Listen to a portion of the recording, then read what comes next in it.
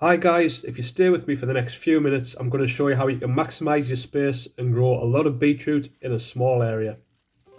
Okay, so I like to start off my seeds in late March, early April when the weather's warmed up, and I start by filling a seed tray with some sieved multi-purpose compost. Now, because this is multi-sown beetroot, I'm aiming for 3 or 4 seeds per module, and you want to keep these moist but not wet, and after around a month they should be ready to go in the garden.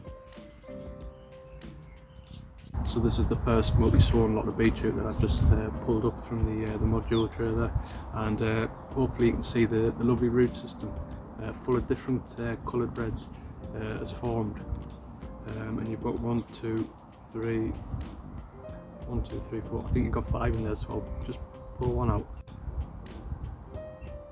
So that's what you're looking for. So you want to pop them in the ground when they're a couple of inches high.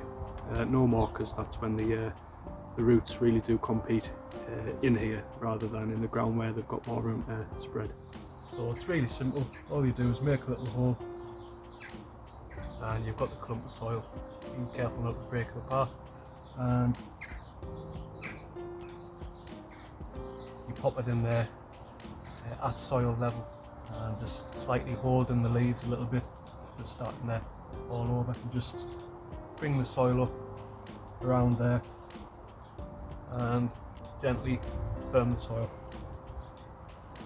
Now I'm leaving about 6 inches between rows and between each clump of beetroots, which isn't much, and you know, it's really efficient doing it this way. You can probably get, I don't know, 60 to 70 beetroots at least in this small little area, so it's really efficient in maximising your space.